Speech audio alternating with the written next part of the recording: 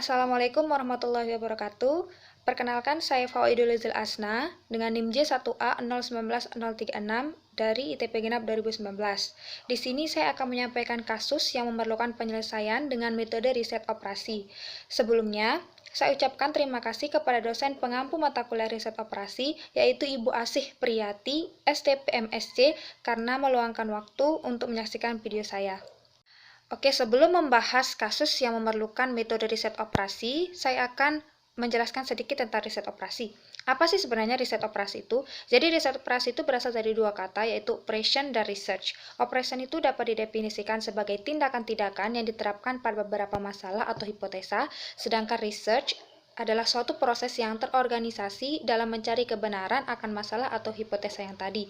Jadi, riset operasi itu adalah salah satu ilmu terapan praktis dengan pendekatan kuantitatif dalam pengolahan dan analisa data guna melahirkan alternatif-alternatif pemecahan berbagai masalah yang berkaitan dengan pengalokasian sumber daya yang terbatas secara optimal. Selanjutnya, di sini ada 5 tahapan dalam melakukan riset operasi. Yang pertama, merumuskan persoalan yang akan dipecahkan sesuai dengan tujuan yang akan dicapai secara objektif. Yang kedua, pembentukan model matematika untuk mencerminkan persoalan yang akan dipecahkan. Kemudian yang ketiga, mencari pemecahan dari model yang telah dibuat dalam tahap sebelumnya. Kemudian yang keempat, melakukan pengujian atau melakukan validasi dari model. Dan yang terakhir, implementasi hasil pemecahan model yang telah diuji validasinya. Oke, bisa dilihat contoh kasusnya itu masalah minimisasi. Minimisasi dapat berupa meminimumkan biaya produksi, di mana solusi optimal tercapai pada saat garis fungsi tujuan menyinggung daerah visible yang terdekat dengan titik origin.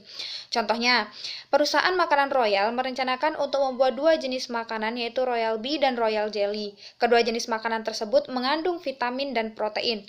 Royal Bee paling sedikit diproduksi 2 unit, dan Royal Jelly paling sedikit diproduksi 1 unit. Dapat dilihat juga tabelnya. Selanjutnya, kita akan menganalisa tahapan kasus yang tadi. Langkah-langkahnya yang pertama, menentukan variabel, di mana X1 dianggap sebagai Royal Bee dan X2 dianggap sebagai Royal Jelly. Lalu mencari fungsi tujuannya, di mana Zmin sama dengan 100 X1 plus 80 X2 sesuai dengan biaya per unit tabel yang tadi. Kemudian mencari fungsi kendalanya. Fungsi kendalanya 2x1 plus x2 lebih besar sama dengan 8 untuk vitamin. Kemudian untuk proteinnya 2x1 plus 3x2 lebih besar sama dengan 12, sesuai dengan tabel sebelumnya. Kemudian yang terakhir, membuat grafik dengan menggunakan persamaan sesuai tabel yang tadi. Nah, dapat dilihat grafiknya di samping. Solusi optimalnya tercapai pada titik B, yaitu terdekat dengan titik origin, yaitu persilangan garis kendala 1 dan 2.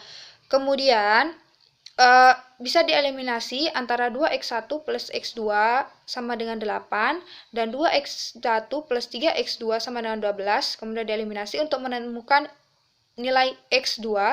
Kemudian setelah ditemukan nilai x2, baru disubstitusi ke kendala 1 untuk menemukan nilai X1.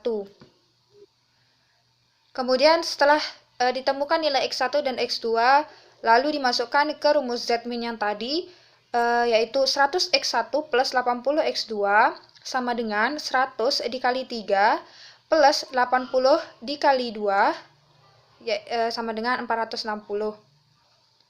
Jadi dapat disimpulkan bahwa untuk meminimumkan biaya produksi, maka X1-nya sama dengan 3 dan X2-nya sama dengan 2 dengan biaya produksi Rp460.000. Oke, mungkin hanya itu saja yang bisa saya sampaikan. Terima kasih atas perhatiannya. Wassalamualaikum warahmatullahi wabarakatuh.